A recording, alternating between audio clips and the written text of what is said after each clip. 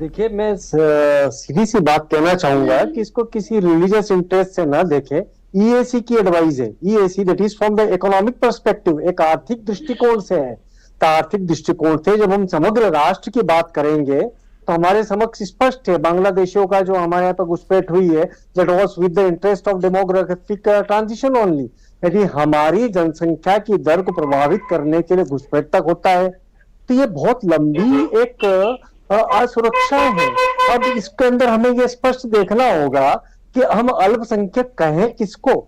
वैश्विक स्तर पर जितने अर्थविद हैं उनके हिसाब से अल्पसंख्यक की परिभाषा अलग है।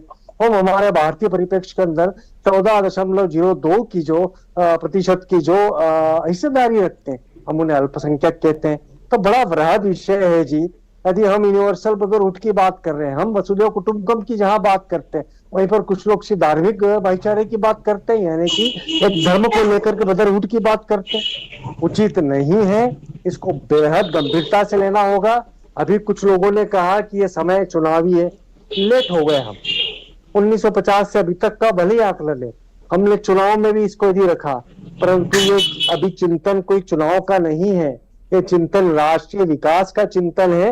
कभी भी प्रस्तुत हुई है ईएसी की रिपोर्ट, हमें इस पे चिंतन करना चाहिए और बेहद गंभीरता से लेना चाहिए जी। और कैसे सामाजिक सुरक्षा में माइनॉरिटी है ये तो मुझे पता है। माइनॉरिटी के लोग चिंतन का विषय है, टाइमिंग को लेकर सवाल नहीं उठने चाहिए, लेकिन टाइमिंग को लेकर सवाल तो उठेंगे ना सरवन नगेले जी, और इंटेंशन को लेकर भी सवाल उठ रहे हैं यहाँ पर। तो देखिए अपर्णा जी, जो बात बहुत पहले आदरणीय मोहन भागवत जी ने कही थी, वो बात की पुष्टि प्रधानमंत्री की आर्थिक सलाहकार परिषद ने कर दी है।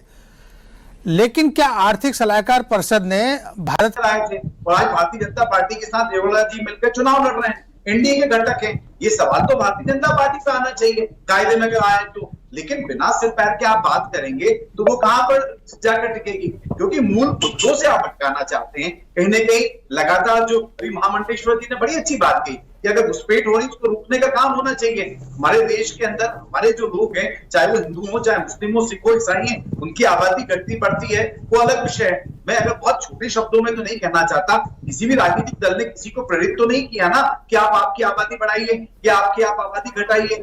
जो भी बात कही गई पूरे देश को एक कंबाइंड रूप में कही गई है कि अगर देश में जो आबादी है वो विस्फोटक स्थिति पे पहुंच रही है, उसका रोकथाम करना चाहिए। वहां पे कोई धर्म का नाम तो नहीं आया था, लेकिन जिस तरीके से आप प्रस्तुतिकरण कर रहे हैं वो आप दोष कांग्रेस को दे रहे हैं कि कांग्रेस ने कहा होगा कि हिंदू की आबादी कम करो और मुस्लिमों की आबादी बढ़ा दो या अल्पसंख्यकों की आबादी बढ़ा दो। ये तो कोई बात ही नहीं हुई ना, ये बिना सिर पैर की बात कर रहे हैं। मैं बड़ी अच्छी से जो शैलेशानंद जी ने बात कही, अगर बाहर से विदेशी लोग अगर आ रहे हैं रोकथाम होना चाहिए। लेकिन वो तो कह रहे हैं कि आप तो पॉलिटिकल अपीजमेंट के लिए टूल्स की तरह इस्तेमाल करते हैं मुसलमानों को।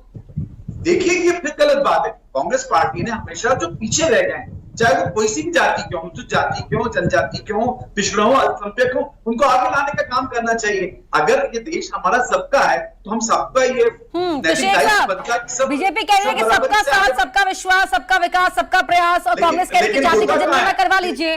लेकिन जो दक्षिण में मिल रहा है उस दिन इस तरह के बेबुनियाद मुद्दों पे डिबेट होना बंद हो जाएगी। आप ही की बात को आगे करने सर, मैंने हिंदुस्तान की बात कब करेंगे हम, महामंडलेश्वर जी? जी सर देखिए, हिंदुत्व जो मैं समझ गया, आपका विषय समझ गया। देखिए, शेख साहब की कुछ बातों में कुछ गहराई जरूर है, किंतु वो भी कहीं ना कहीं एक तरफ से हम इस चिंतन के अंदर उलझ रहे हैं कि इस देश को हम धर्म के आधार पर बांटे या संप्रदाय के आधार पर बांटे। ये आरक्षण शब्द जब तक आता है, देखिए रोटी, कपड़ा, मकान, शिक्षा, चिकित्सा, इसके अंदर जब तक हम मौलिक आवश्यकताओं की पूर्ति कर लेते हैं तब तक के लिए आरक्षण उचित होता है, और उसके पश्चात के अंदर वो कहीं ना कहीं राष्ट्र के विरोध में ही कार्य करता है। हमारे राष्ट्र के अंदर ये जो धार्मिक अतिक्रमणवाद जो हुआ है, अतिवाद जो हुआ है, उसके अंदर कहीं ना कहीं आरक्षण भी पुनर्परिभाषित होने की आवश्यकता की श्रेणी में आ गया है। और साथ में कहीं ना कहीं ये राजनीतिक दल जितने भी हैं ये उसका बिहाइंड जिसे बोल सकते हैं बैकडोर एंट्री के तरीके से उसका लाभ उठाते रहे, जिसे कर्नाटक केरला की बातचीत हुई है।